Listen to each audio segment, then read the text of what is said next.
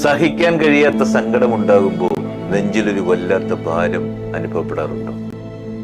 തൊണ്ടക്കുഴിയിൽ നിന്നും സംസാരിക്കാൻ കഴിയാതെ നിൽക്കേണ്ടി വന്നിട്ടുണ്ടോ? മരിച്ചു പോയെങ്കിലെന്ന് ആശിച്ചിട്ടുണ്ടോ?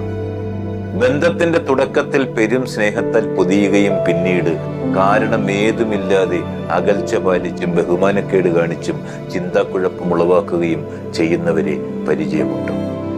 ആരുടെ മുമ്പിലും നമ്മുടെ സന്തോഷങ്ങളെ പണയം വെക്കാതിരിക്കുക.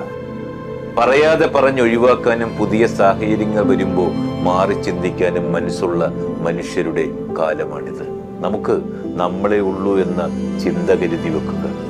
യാചിച്ചു കിട്ടുന്ന സ്നേഹത്തിനും ബന്ധത്തിനും മുതിരാതിരിക്കുക. അജ്ഞാതമായ ഇടങ്ങളിലേക്കുള്ള അതിസാഹസികമായ ഒരു യാത്രയാണെന്ന് ജീവിതം.